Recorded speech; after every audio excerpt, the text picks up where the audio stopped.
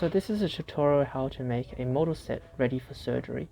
So if you have this model set, we're going to prepare the model set to make it base and ready for surgery. Alternatively, if you already have one based up already, you can right click on this, you can duplicate the model set and use that one to create the So this is a tutorial how to make a model set ready for surgery. So if you have this model set, we're going to prepare the model set to make it base and ready for surgery. Alternatively, if you already have one based up already, you can right click on this, you can duplicate the model set and use that one to create the surgery model set. And this is to prevent you from altering the first one in the first place. But since I haven't done it, I'm going to prepare a model set for this patient here. So it's going to bring us up to the first page, and we are going to pretty much follow the instructions on the left hand side, which we have run through another tutorial. So we're going to set the occlusal plane, and then now we are going to set the sagittal plane across here as well. And click next. Afterwards, then again, we're going to follow the same instructions, and we're going to define the cut for the maxillary. Again, you'll be able to do this more accurately as you'll have full control of the mouse.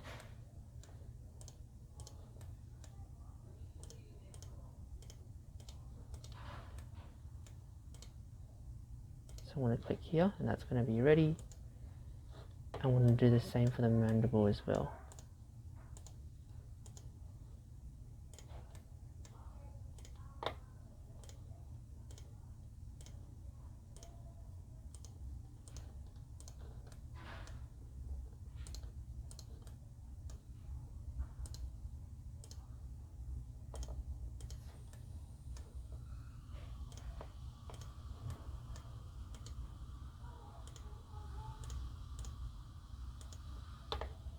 Yep, and since this spline here, it's actually kept it in quite well, so I don't have to edit anything, and click next.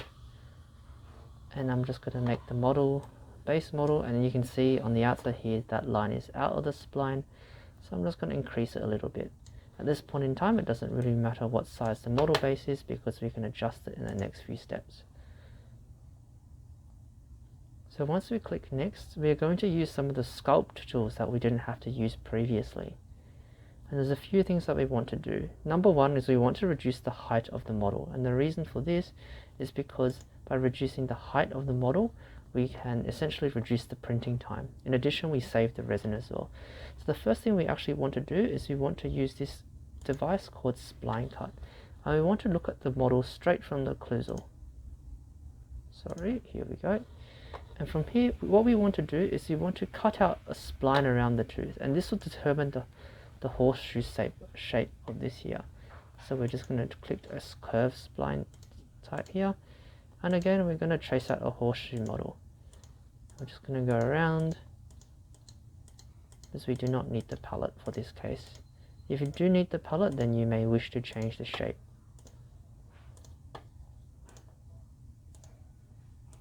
So we're just going to keep going, making sure not to click on the teeth, because otherwise that will cut.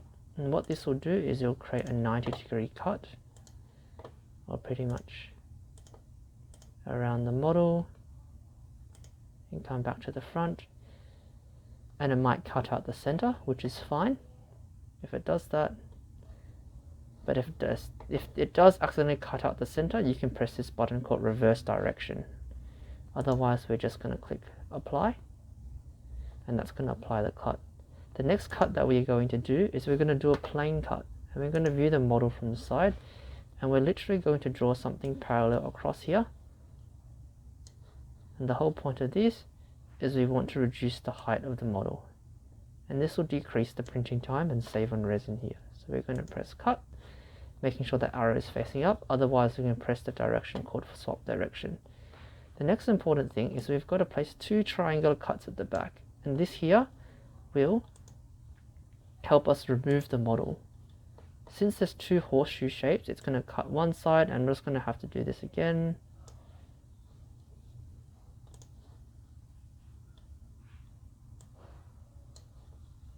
To cut the other side out as well. Sorry, because I was on the first part and I couldn't see very well. Let's try that again. Okay, and now we have that, and that's all done for the maxillary model. And we want to do the same for the bottom as well, so here we go.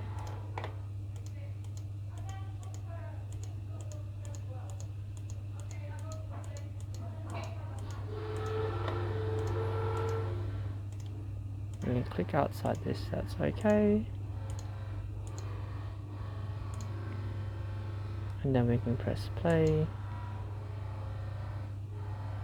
And that will do the cut. Okay, what we're going to do now, we're going to continue on, and that's been done.